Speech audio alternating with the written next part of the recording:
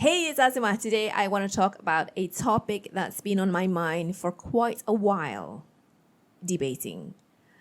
I've always found debating a little intimidating. Honestly, you know what? I often wonder how some people are trained to think so clearly and quickly and speak so eloquently, even when their points are challenged from all sides. It's truly impressive. And I believe that this skill set is incredibly valuable for anyone, especially in the workplace. And I'll show you how you can go about using these skills at the workplace in a professional way, not in a combative way. In fact, I'll soon be teaching an online class on persuasion and debate. So if you are one of our members' monthly students, I'm so excited for you to join in. Now, I'm sure many of you have been following the devastating events in Gaza and getting quite emotional over what's happening over there. I find myself being engrossed in just watching and listening to debates by people who speak out powerfully against injustice. Some of my favorite advocates are Mehdi Hassan, Norman Finkelstein, and Candace Owens. What I like about them is how passionate they are and how precise and convincing they are with their points. I love it that they're so passionate about calling out untruths, which to me shows just how important debating skills can be, especially when the cause is strong. So, before you think, okay, debating skills are great to have, but they're not for me. I'm shy and quiet. I'm a second language speaker of English. Besides, isn't debating just for public intellectuals, lawyers, and politicians? Well, yeah, in part, I do agree that getting involved in debates might make you appear combative, aggressive, and unfortunately, you could even lose a friend or two or even a colleague. This is why I do not recommend that you engage in aggressive and combative debates where, the focus is all about you and your ego, especially at the workplace. That's a big no-no. At the workplace, you should be building connection, rapport, and understanding. But here's the thing that I want to highlight. I want to highlight some of the most admirable aspects of debating, things that we can admire, like being prepared, being able to think critically, advocating for a strong cause, and delivering your points confidently. These aspects are invaluable, especially in the workplace where we often need to express our ideas quickly. It's also about having the clarity and courage to speak up, to inspire change, and stand our ground when we truly believe in our ideas. I'll also walk through some interesting debating concepts that might be new to you, so do take notes. So I have for you 6 tips for building debating skills. Let's get to it. Okay. Number 1, something that you cannot avoid: do your homework. Right, think about it this way. The more you know, the easier it is to speak up confidently. And let's be real, research takes time and effort. It's not easy. You might not even like it, but if you want to be at your best, you cannot skip this step. When I'm talking about researching, I'm asking you to go deep. Don't just skim or watch a quick clip of an interview, for example. Watch the entire thing to get the full context. When you're looking for your sources, look for reliable sources. Read the entire thing if you need to. News articles, studies, expert opinions. Question each source. Are they biased, for example?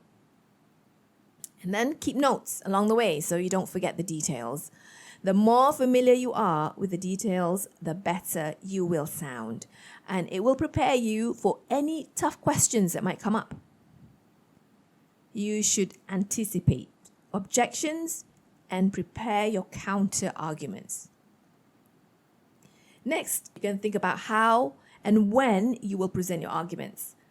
So partner up with someone to talk it out or even role play. I'll cover more about role playing later. So that's tip number 1, to do your homework. Number 2, steelmanning. Wow, what is this word? I'll spell it out to you. STEELMANNING, steelmanning. What is this term? Steelmanning is all about understanding the other side of an argument and restating it as the strongest, most reasonable version possible.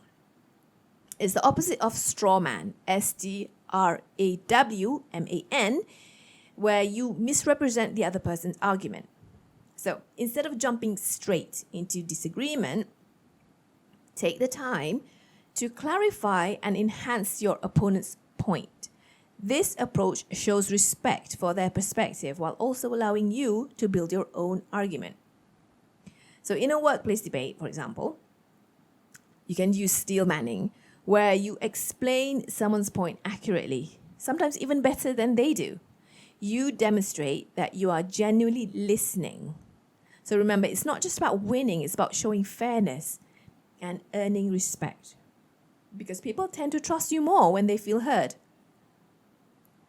So let's remember that in the workplace, our opponents aren't really enemies. We're often debating with colleagues, right? Or clients or senior leaders, people we work alongside daily.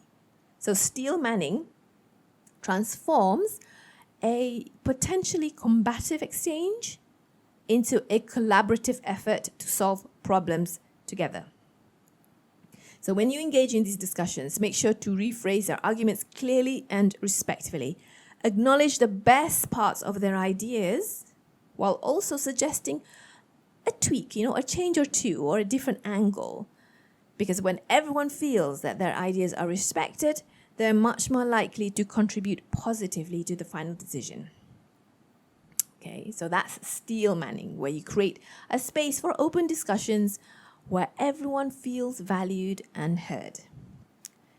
Number 3, I'm going to give you another term, gish galloper. So this is my tip 3. Be prepared for the gish galloper. This is a strange term, but it's worth knowing. So a gish gallop, let me spell that out first. Gish, Gish, gallop, Gallop, gish gallop. A gish gallop is when someone overwhelms you with a flood of arguments. So they're speaking really quickly and it's often filled with misinformation and irrelevant points, right? So they're speaking so quickly that it's nearly impossible to respond to them. They are trying to win by throwing out so many points that you can't keep up. You can barely keep up. You're like, oh my gosh, what's going on? And the aim here is to make it hard for you to keep up or refute everything. So they think they're winning because they're doing that, right? This is dishonest. So you have to be prepared for the gish galloper. And if you have watched debates like I have, you will have heard plenty of gish galloping. It's almost impossible to fact check and rebut each point because they're coming at you fast and furious, right? So how do you handle this if it happens to you, if it's happening to you? Now, remember my tip number 1, do your homework. So if you have done your homework, you can call them out. You could say, that's not true. Or you could just focus on 1 or 2 specific points and address these points thoroughly to reveal the truth. Don't let them get away with overwhelming you. You can try that. Tip number 4, listen and concede when necessary. So in a debate, conceding, I'll spell that out, CONCEDING. Conceding means admitting that your opponent or someone else has made a valid point, even if you don't fully agree with them. This skill can improve both the quality of the debate and your credibility. So here's how it works. So listening, you have to listen carefully. Effective concession starts with active listening. So you have to pay attention to your opponent's points. So you're not just listening for the gish galloping, right, as I've mentioned earlier, but you're also listening to things that's generally a great argument, a strong argument. But I also want you to listen out for other logical issues, like ad hominem attacks. So what are what was this term? Ad hominem, ADHOMINEM. Ad hominem is a personal attack. Or you might be listening out for logical fallacies, which are flaws in reasoning. So when you're listening out for all these things, they help you to distinguish between solid points and weaker ones. So listen. But I also want to talk about conceding, right? So when someone raises a good point, acknowledge that. This shows that you are being fair and thoughtful. So you can acknowledge their points by saying, oh, I see where you're coming from. Or you raise a good point. I appreciate your perspective. Even something like, I hadn't thought of it that way, and it's a valid consideration. By saying these statements, it sends a message that you are open-minded and you're willing to adjust your views. Trust me, this can actually make your own arguments stronger. So being willing to concede thoughtfully also builds your credibility. People are more likely to trust your arguments when they see that you're not trying to win at all costs, but you're instead focused on a fair exchange of ideas. And here's a little trick. After you acknowledge a point, you can still pivot or shift back to your own argument. For example, you could say, that is true. However, from my perspective, it's also important to consider. Or you could say, while I agree with some of that, I think we might also want to focus on, right? Or yes, and, right? So this kind of approach shows that you are thoughtful and fair, and it encourages a healthier, more productive debate because you are emphasizing how important it is to understand, over just winning for the sake of winning. My fifth tip is to role play it out. Now, role-playing a debate can be a fantastic way to practice and get ready for real-life discussions. Let me share some techniques that can make your role-playing effective. First, think about different personalities that might argue against your idea. So imagine yourself debating as various characters. Maybe someone calm versus someone assertive, someone who's emotional versus someone who's a fact checker, a gish galloper, right? This exercise helps you learn to adapt and handle different types of opponents. Another way that you can role play it out is to focus on paraphrasing for clarity. So after your opponent makes a point, repeat back what they said to confirm your understanding before you jump in with your response. So have a partner to role play out. Don't just do this on your own, because this will really teach you to speak quickly and so that you're on your feet, so that you stay calm and composed. This is really great. Another way that you can role play is to set time limits. So give yourself a time frame. Say 1 or 2 minutes, 1 to 2 minutes, for example, for each response. This encourages you to stay concise and focused and helping you get to the main points faster. And don't forget about body language. What happens to you when you are nervous? Are you looking down? Do you stutter? Pay attention to that. Look at your gestures. Pay attention to your eye contact, your posture. If you find yourself stuttering or struggling with certain points, that's a sign that you need to practice more. And if you're concerned about mispronunciation, for example, or making grammar mistakes, have your role-playing partner give you feedback. It's a great way to learn from your mistakes and improve. My last tip is to learn the good and the bad from the professionals. So listen to skilled debaters and pay attention to how they present their ideas. Notice their tone of voice, their pace, how quickly they speak, how they handle interruptions. Take note of their words and phrases and observe just how concise and clear they are in responding to their opponents, especially when they're faced with ad hominem attacks, personal attacks or gish galloping. As second language speakers, we can draw inspiration from them, but remember that it's really important that you adapt whatever that you've learned from them to fit our customs, our culture, our morals, our values. It's really important. For example, in the workplace, our goal should be collaboration, right? Not confrontation. Debating on television and on social media differs greatly from workplace discussions. We do not want to be fiery or overly emotional like some of the performative debates that I've enjoyed for entertainment. There's a way to respectfully disagree, and the focus shouldn't be on entertaining an audience.